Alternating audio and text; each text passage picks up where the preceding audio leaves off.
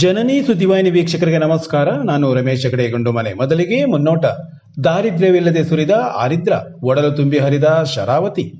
July 7ರಂದು Havyaka ಸಾಗರದಿಂದ ಪ್ರತಿಭಾ ಪುರಸ್ಕಾರ, ಗಿರಿಧರ್ ಕಜೆ ಸೇರಿ ಗಣ್ಯರ ಉಪಸ್ಥಿತಿ. ಜುಲೈ 7ರಿಂದ ನವೆಂಬರ್ 10ರವರೆಗೆ ಪಾಕ್ಷಿಕ ತಾಳಮದ್ದಲೆ ಕಾಲಮಿತಿ.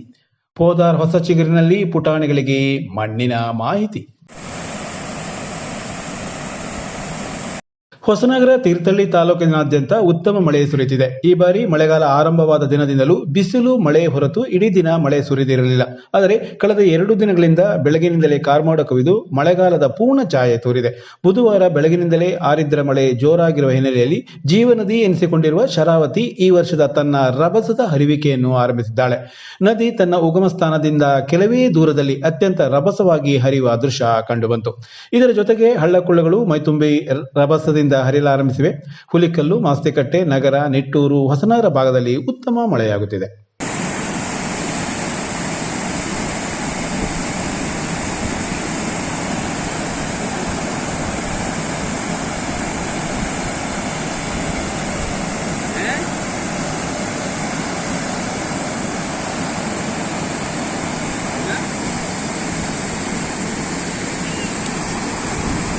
ಹವ್ಯಕ ಸಾಗರ ಮತ್ತು ಪೂರ್ವ ಹಾಗೂ ಪಶ್ಚಿಮ ಹವ್ಯಕ ವಲಯದ ಸಂಯುಕ್ತ ಆಶ್ರಯದಲ್ಲಿ ಪ್ರತಿಭಾ ಪುರಸ್ಕಾರ ಮತ್ತು ಸನ್ಮಾನ ಕಾರ್ಯಕ್ರಮ ಜುಲೈ 7ರಂದು ಶ್ರೀ ರಾಘವೇಶ್ವರ ಭವನದಲ್ಲಿ ಏರ್ಪಡಿಸಲಾಗಿದೆ.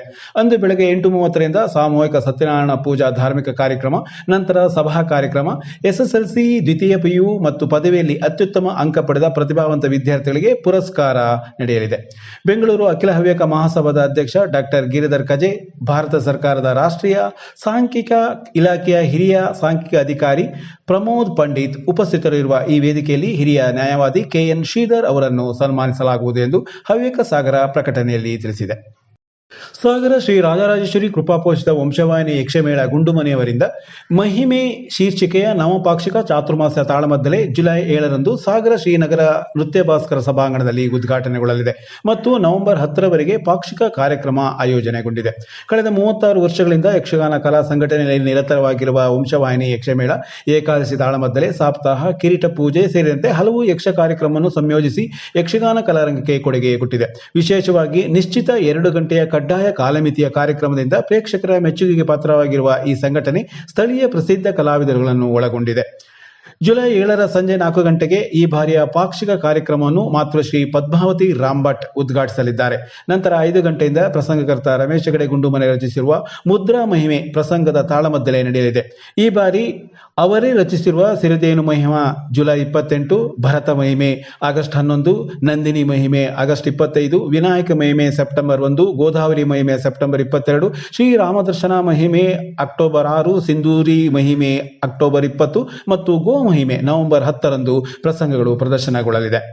ಕಲಾವಿದರಾಗಿ ಹಿಮ್ಮೇಳದಲ್ಲಿ ಸೂರ್ಯನಾರಾಯಣ ಹೆಗಡೆ, ಸೃಜನ್, ಗಣೇಶ್ ಹೆಗಡೆ, ಶರತ್ ಜಾನ್ಕೈ, ಮಂಜುನಾಥ್ ಗುಡ್ಡೆತಿಂಬ, ಸುಬ್ರಾಯ ಹೆಗಡೆ, ರಾಘವೇಂದ್ರ ಎಂಎಂ, ಗಣೇಶ್ ಮಣಗೋಡು, ಎಂಎಸ್ ಶ್ರೀನಾಥ್, ಕುಮಾರ ಶ್ರೀವತ್ಸ ಹಾಗೂ ಮುಮ್ಮೇಳದಲ್ಲಿ ಅರುಣ್ ಬೆಂಕ್ವಳ್ಳಿ, ರವಿಶಂಕರ್ ಭಟ್, ಡಾಕ್ಟರ್ ಶಂಕರ್ ಶಾಸ್ತ್ರಿ, ಅಶೋಕ್ ಕುಮಾರ್ ಹೆಗಡೆ, ರಮೇಶ್ ಹೆಗಡೆ ಗುಂಡುಮನೆ, ಯಶಸ್ ನಗರ, ಪ್ರತೀಕ್ ಬೆಂಕಟವಳ್ಳಿ, ಜಯಶ್ರೀ ಪ್ರಕಾಶ್, ಮಂಜುನಾಥ್ ಪೂಜಾರಿ, ಲಕ್ಷ್ಮಣ್ ಪೂಜಾರಿ ಭಾಗವಹಿಸಲಿದ್ದಾರೆ. ಕಾರ್ಯಕ್ರಮಕ್ಕೆ ವಿದ್ವಾನ್ ಜನಾರ್ದನ್ ಅವರು ಧ್ವನಿ ಮತ್ತು ಬೆಳಕು ಕಲ್ಪಿಸಿದ್ದಾರೆ. ಹೆಚ್ಚಿನ ಮಾಹಿತಿಗೆ 9448814257 ಸಂಪರ್ಕಿಸಬಹುದು ಎಂದು ವಂಶವಾಹಿನಿ ತಿಳಿಸಿದೆ. ಸಾಗರದಲ್ಲಿ ಹೊಸ ಚಿಗುರು ಸಂಸ್ಥೆಯ ಆಶ್ರಯದಲ್ಲಿ ನಡೆಯುತ್ತಿರುವ ಪೋದಾರ್ ಜಂಬೂ ಕಿಡ್ಸ್ನಲ್ಲಿ ಪುಟಾಣಿಗಳಿಗೆ ಗ್ರಾಮೀಣ ಬದುಕಿನ ಮಹತಿಗಳ ಅರಿವು ಮೂಡಿಸುವ ವಿಶೇಷ ಕಾರ್ಯಕ್ರಮಗಳು ನಡೆಯುತ್ತಿದೆ. ಮಣ್ಣಿನ ದಿನದ ವಿಶೇಷವಾಗಿ ಮಕ್ಕಳಿಗೆ ಮಣ್ಣು ಹೊನ್ನು ಎನ್ನುವುದನ್ನು ತಿಳಿಸುವ ಜೊತೆಗೆ ನಾಟಿಗದ್ದೆ, ಭತ್ತದ ಬೆಳೆ ಕಲ್ಪನೆ ಮೂಡಿಸಲಾಯಿತು. ಸ್ವತಃ ಮಕ್ಕಳನ್ನು ಮಣ್ಣಿನಲ್ಲಿ ಆಡುವುದಕ್ಕೆ ಅವಕಾಶ ಕಲ್ಪಿಸಲಾಯಿತು. ಶಾಲೆಯ ಮುಖ್ಯ ಶಿಕ್ಷಕಿ ಶೈಲಾ ಅವರ ಇಂತಹ ಕಲ್ಪನೆಗಳ ಕಾರ್ಯಕ್ರಮಕ್ಕೆ ಶಿಕ್ಷಕಿಯರಾದ ಜೀನಾ ಫರ್ನಾಂಡಿಸ್, ರಂಜಿತಾ, ಸುಷ್ಮಾ ಸಾಥ್ ನೀಡಿದ್ದಾರೆ.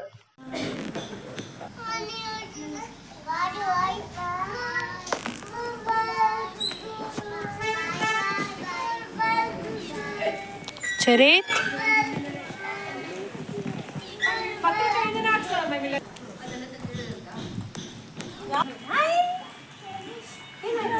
ನಮಸ್ಕಾರ.